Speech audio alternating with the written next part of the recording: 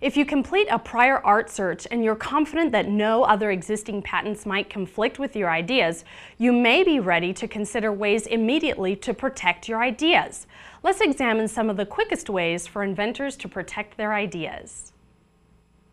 If you're an inventor, there are two things I could recommend. One would be to prepare and file a provisional application. That establishes your date and time. You may not want to spend that money, so another way to do it is to document your invention and the creation of that invention in a laboratory notebook. It's a bound book that you can write down your ideas about that particular invention. Then you want to have it witnessed and dated and signed by the witness. And the reason is this. In the United States, we have a first to invent standard. So the first person that creates a particular invention has the right to patent it. The second to invent doesn't get there. Everywhere else in the world, it's the first to file, the first person to file at the Patent and Trademark Office or the country equivalent of that. So first to invent is really important to establish in the United States. So the cheapest ways to protect your inventions are a laboratory notebook that's been witnessed and dated, a provisional patent application, and importantly, a non-disclosure agreement.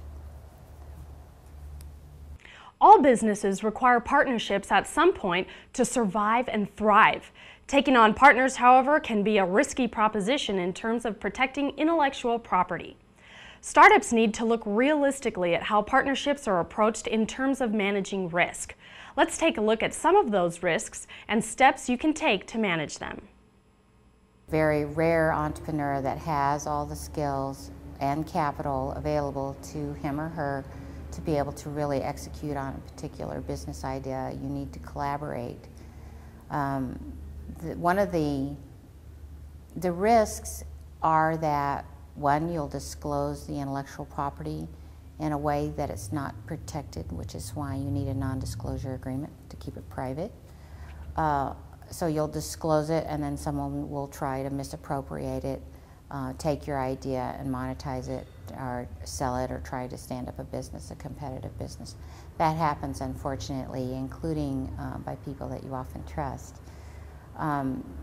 So a non-disclosure agreement is a great place to start there because it establishes a contractual obligation on the party receiving the information to protect it and keep it confidential.